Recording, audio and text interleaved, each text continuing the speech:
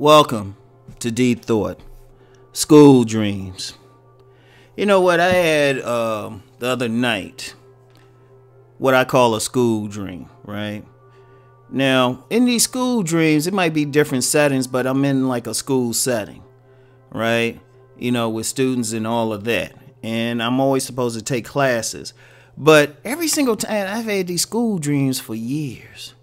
Actually, since I got out of school, because sometimes they take place at the schools, you know, maybe at the high school, like anywhere from the high school to the graduate school level, right?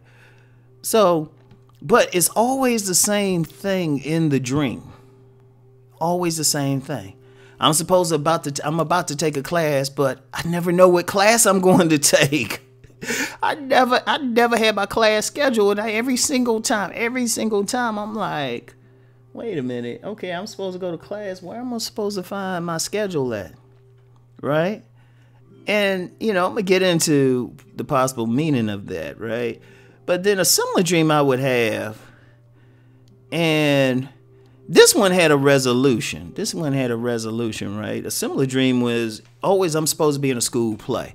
Like, people don't realize, like, in high school, you know, I was in a couple of school plays, even had lead roles and stuff. Yeah, Rom was a superstar. Right? So, you know, I was supposed to be in a school play, but I would never know my lines.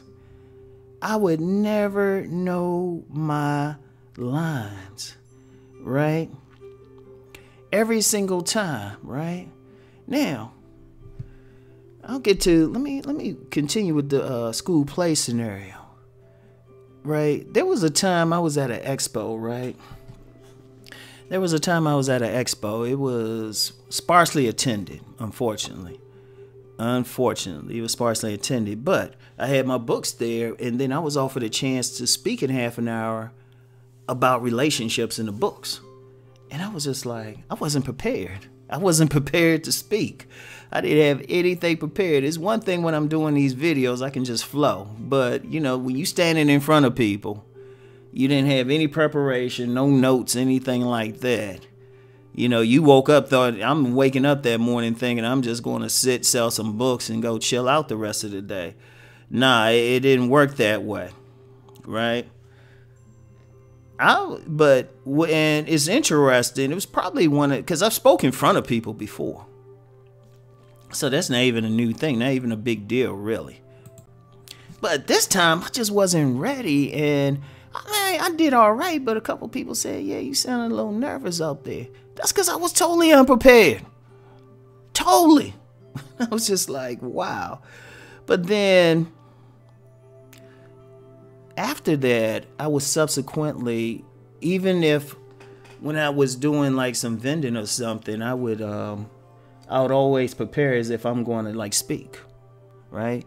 Now it's interesting. I started doing that, and then I had the school play dream again, but I knew the lines. I was like, yeah, let's go. So I was like, okay, that's what it's telling me.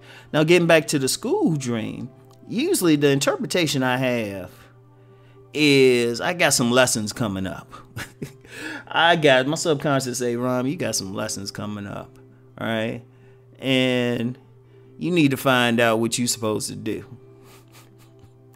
You got to find your class schedule, because first you got to figure out which lessons they are, because those who are on a more esoteric tip, they look at, you know, our time on earth is more of a classroom anyway. So it's like, okay, you got some stuff to learn. You got some stuff to figure out, all right? So like, okay, I know what's up with that, right? Because I had the dream before, and I didn't think much of it. But now I'm like looking at it. I'm like, oh, wow.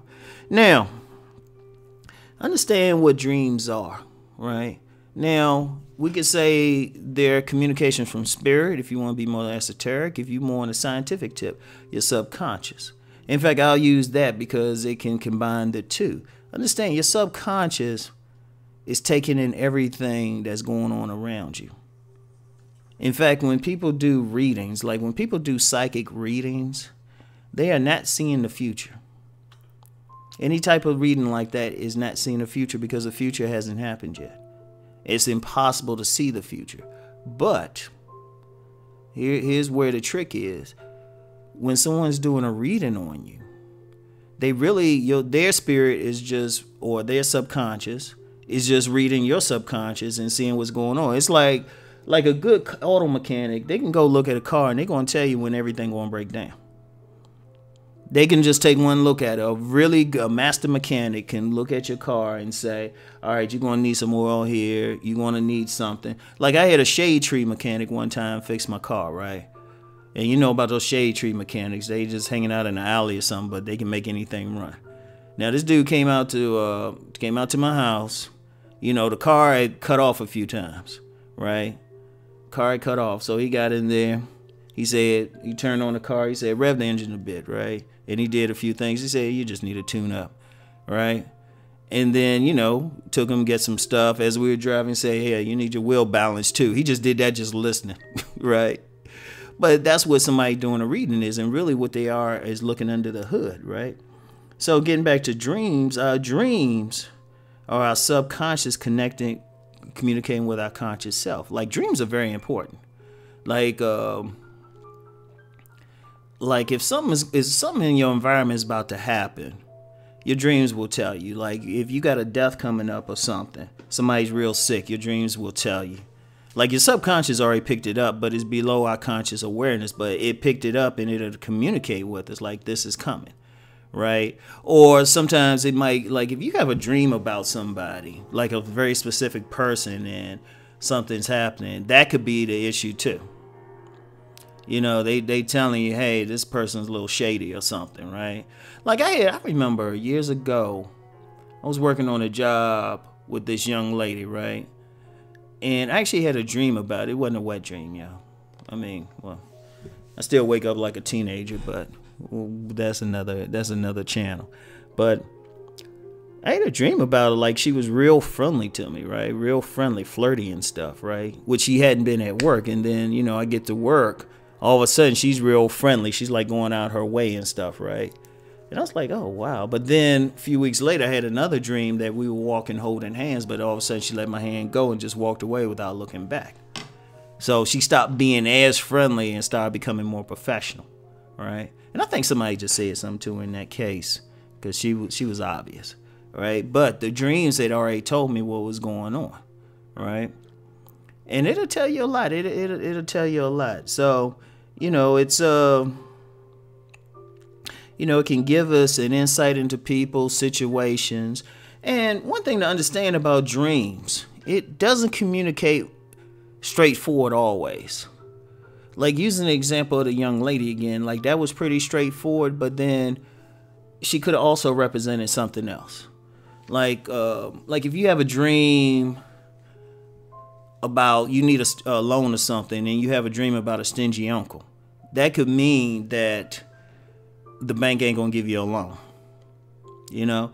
And, you know, but the thing with dreams, you have to really learn how to interpret it. Like, what do the symbols mean to you? Like, if you see a certain car, like I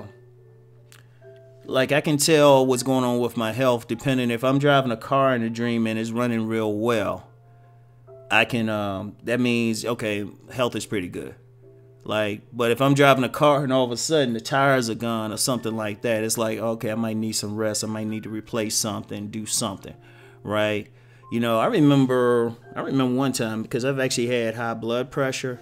And I remember one on the time I wasn't even riding the car. I was on a 10 speed with a flat tire. So I had to change some stuff. So the key is, like, when you have dreams, when they're vivid, try to write them down.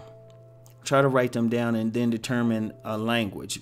Because what it is, the subconscious communicates with us in our right brain. And the right brain does not speak. So it's not going to say straight up what's going on. But it's going to give you symbols and stuff. Right? In fact, a lot of esoteric groups will use that. They'll use symbols and stuff to communicate. Right? That's a right brain way. It doesn't need language to do it. You know, like if you see certain symbols in a dream or something. Right? And there's some deeper science there too, but I ain't going to get into it. But yeah, pay attention to your dreams. Pay attention. What do they mean? Especially if you have a recurring dream too. Right? Or especially sometimes if you have a dream, you ever have a dream, you get up in the middle of the night, pee, you go back to sleep, and then you pick up the dream where it left off. Now, those might be a little bit deeper. So anyway, give y'all something to think about. Y'all keep rising and transforming. Peace.